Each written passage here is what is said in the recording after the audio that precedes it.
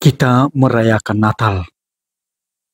Dalam bacaan-bacaan liturgis menjelang Natal dan saat Natal, kita mendengar kisah Santo Yosef, Bunda Maria, dan Yesus, Tuhan kita.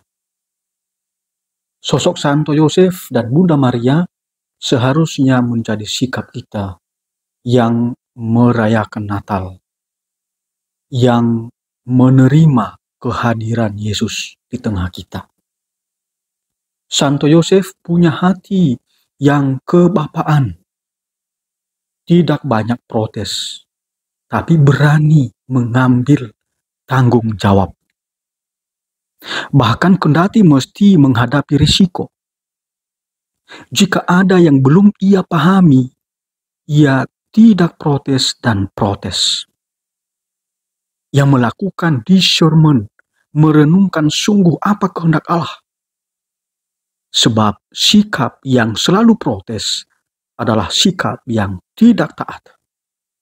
Sikap tidak taat itulah yang membuat Adam dan Hawa, manusia pertama, jatuh dalam dosa. Dalam surat apostolik Patris Corde atau hati seorang bapa, Paus Fransiskus mengingatkan kita akan sosok Santo Yosef.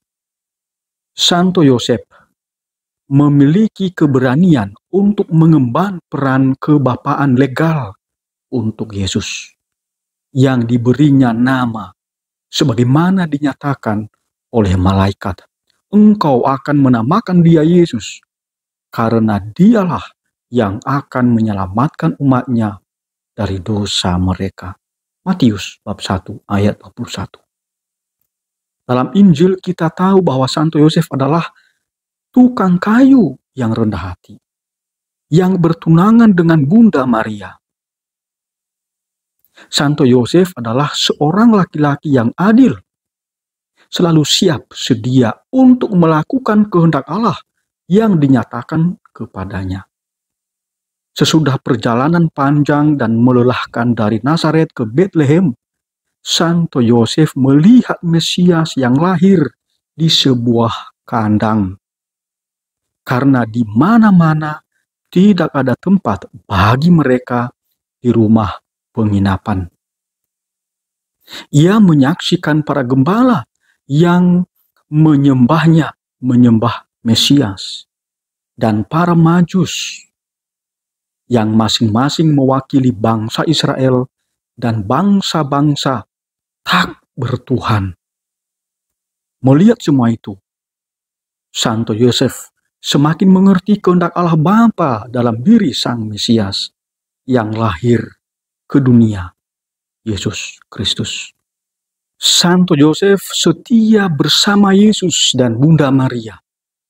Keluarga mereka kita lihat sebagai keluarga kudus, sebab Yesus berada di tengah mereka dalam keluarga mereka. Dan mereka sungguh menghayati kehadiran Yesus itu di tengah keluarga mereka. Kita pun merayakan Natal. Apakah kita sudah dan selalu hidup bersama Yesus?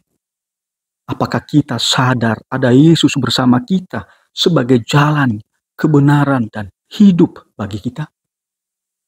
Kita manusia merayakan kelahiran Tuhan Yesus. Yesus, firman Allah yang menjadi manusia. Dalam Injil Yohanes bab 1 ayat 14, kita dengar firman itu telah menjadi manusia dan diam di antara kita.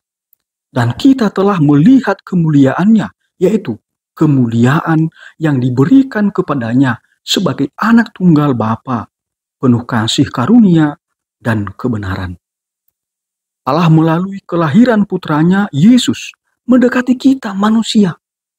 Apakah kita juga mau mendekatinya? Mau mendekati Yesus? Dengan pertobatan-pertobatan kita, kerendahan hati kita, sikap kita, di mana kita mau menyangkal diri kita, mau memanggul salib kita memiliki daya juang, dan kita mengikuti Dia, Yesus Kristus. Yesus itu adalah terang yang bercahaya di dalam kegelapan, dan kegelapan itu tidak menguasainya.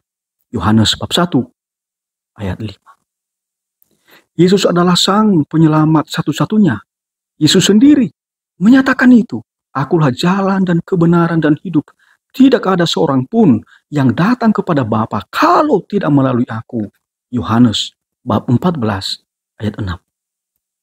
Saudara-saudariku yang terkasih, apakah kita sudah menghidupi dalam hidup nyata kita bahwa Yesus adalah jalan?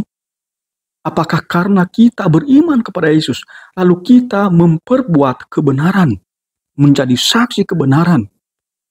Kita menyatakan ya jika ya, dan tidak jika tidak, dan kita tegas menolak yang lain dari itu, sebab Yesus sendiri telah menyatakan, jika ya, hendaklah kamu katakan ya, jika tidak, hendaklah kamu katakan tidak. Apa yang lebih daripada itu berasal dari si jahat. Matius bab 5 ayat 37. Apakah kita yang merayakan Natal sudah menghidupi firman itu? Apakah diri kita, keluarga kita, komunitas kita menjadi tempat firman dinyatakan, dipersaksikan, dihidupi? Seharusnya iya. Tapi marilah kita renungkan, apakah iya?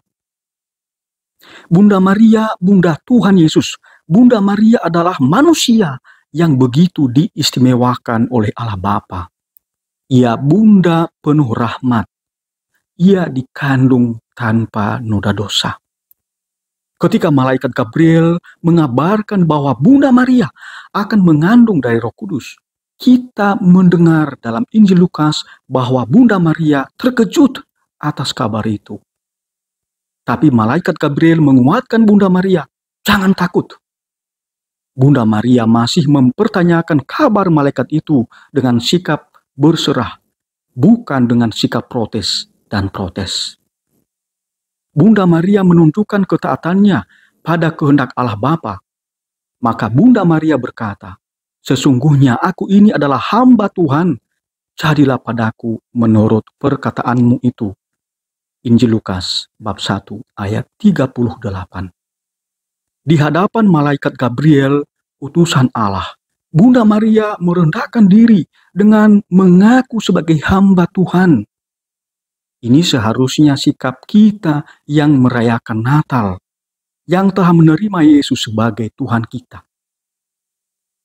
Kita memiliki kerendahan hati, ketaatan pada kehendak Allah, dan membiarkan kehendak Allah yang menjiwai hidup kita. Kita jauhi sikap protes dan protes. Kita jauhi sikap tidak taat. Allah Bapa mengabarkan bahwa Bunda Maria akan mengandung melalui utusannya, malaikat Gabriel. Mengapa Allah Bapa tidak langsung datang kepada Bunda Maria? Mengapa mesti melalui perantaraan malaikat? Bunda Maria sudah memberi jawaban kepada kita.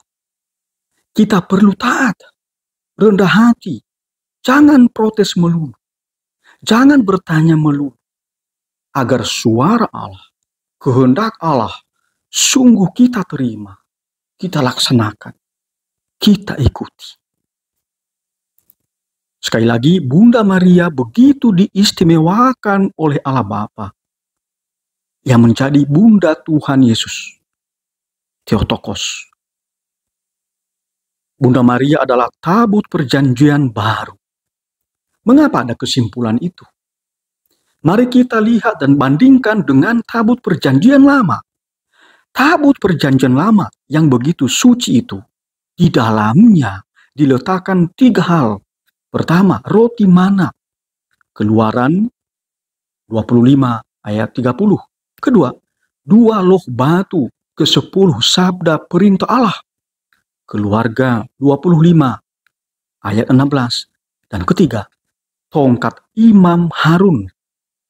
Bilangan bab 17 ayat 10.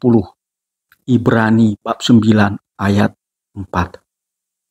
Betapa lebih istimewanya perhatian Allah pada kekudusan Bunda Maria sang tabut perjanjian baru. Karena di dalam rahim Bunda Maria terkandung Putra Allah sendiri yang adalah Sang Roti Hidup. Yohanes bab 6 ayat 35. Sang Sabda yang menjadi manusia. Yohanes bab 1 ayat 14. Dan Sang Imam Besar yang tertinggi. Ibrani bab 8 ayat 1. Saudara-saudariku yang terkasih, yang diberkati oleh Tuhan, Anda bisa menambahkan renungan ini. Apa makna Natal bagi hidup Anda, bagi hidup kita? Selamat merayakan Natal. Firman menjadi manusia dan tinggal di antara kita. Dan firman itu adalah Allah. Tuhan memberkati. Amin.